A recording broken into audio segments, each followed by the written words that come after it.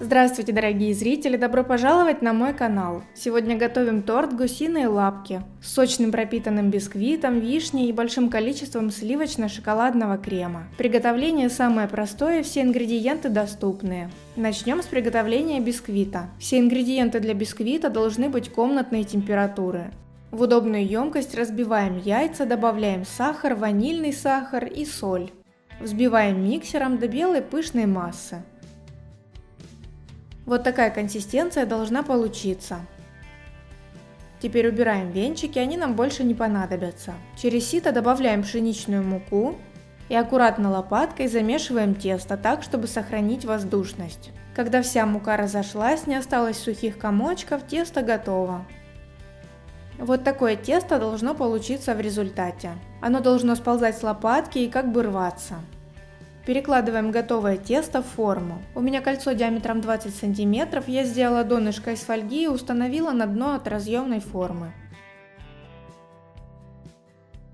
Слегка разравниваем поверхность лопаткой и убираем в духовку, заранее разогретую до 180 градусов. Выпекаем приблизительно 20 минут. Режим вверх-вниз без конвекции. Готовность проверяем шпажкой или легким надавливанием пальцем на бисквит.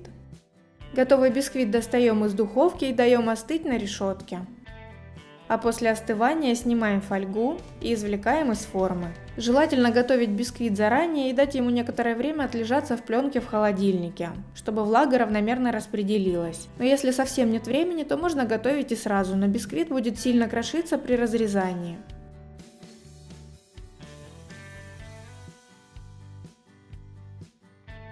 Готовим шоколадный крем. В ковшик переливаем сливки, высыпаем сахар и ставим на плиту на небольшой нагрев. Периодически помешивая, доводим до кипения. И при постоянном помешивании варим сироп 20-30 секунд. Снимаем с плиты, добавляем коньяк и перемешиваем. Теперь даем сиропу полностью остыть до комнатной температуры.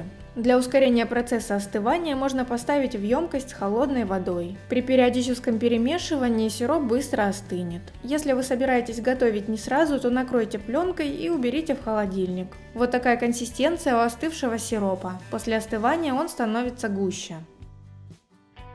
Когда сироп остынет, можно продолжать приготовление крема. Размягченное сливочное масло комнатной температуры жирностью 82,5%.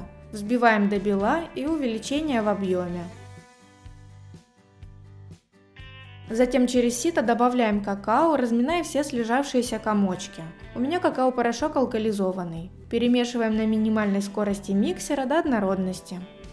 Пару раз останавливаемся, снимаем массу со стенок посуды и продолжаем перемешивать. И теперь понемногу, небольшими порциями добавляем сюда остывший сироп комнатной температуры. После каждого добавления перемешиваем до однородности на небольшой скорости миксера. Вот такой гладкий, красивый крем должен получиться в результате, без признаков расслоения.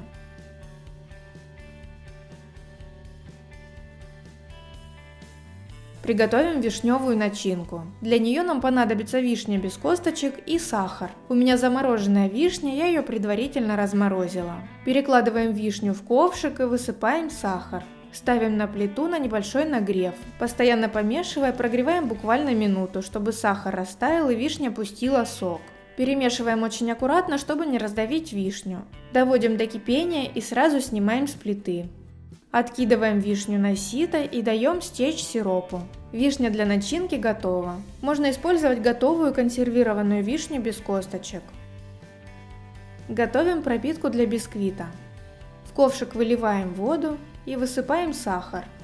Ставим на плиту и, помешивая, доводим до кипения и полного растворения крупинок сахара. Снимаем с плиты, добавляем коньяк и перемешиваем. Пропитка для бисквита готова. Приступаем к сборке торта. Разрезаем бисквит на 2 одинаковых коржа.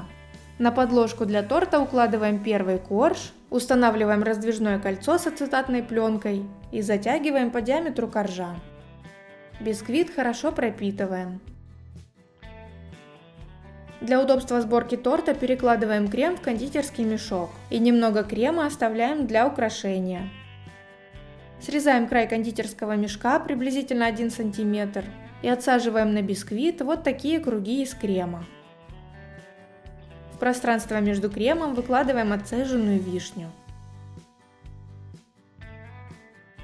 Сверху закрываем слоем крема и разравниваем. Укладываем второй бисквит, прижимаем и хорошо пропитываем. Выдавливаем из мешка остатки крема, хорошо разравниваем и убираем торт в холодильник для стабилизации. Когда прошло несколько часов, торт стабилизировался, готовим глазурь. Для нее нам понадобится темный шоколад и сливки. Сливки можно заменить сливочным маслом.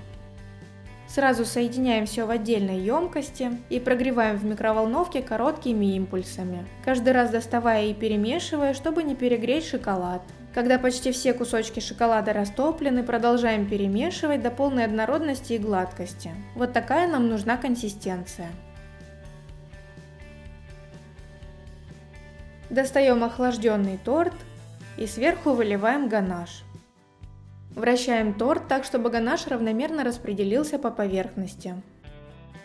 Снова убираем торт в холодильник до полной стабилизации. Чтобы нарисовать гусиные лапки, растопим немного темного шоколада. Перекладываем шоколад в кондитерский мешок и опускаем в горячую воду.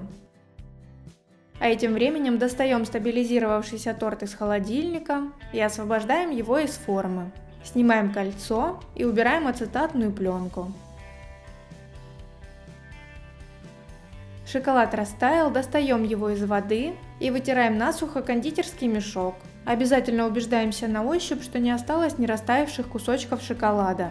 Если остались, разминаем их руками прямо в мешке.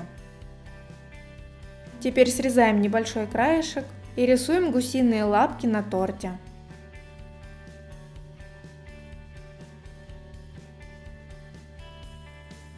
Оставленный для украшения крем я немного охладила в холодильнике, чтобы он стал чуть плотнее и стабильнее. После охлаждения тщательно его перемешиваю и закладываю в кондитерский мешок с насадкой. У меня вот такая закрытая звездочка от Эко 842. Отсаживаем крем по краю торта. И наш торт полностью готов. Разрезаем на кусочки и подаем к столу. Вес готового торта 1 кг. Пересчитать количество ингредиентов на больший размер можно по таблице, ссылка в описании. Готовьте с удовольствием и делитесь в комментариях своими мыслями об этом рецепте. А на этом сегодня все. До встречи в новом видео.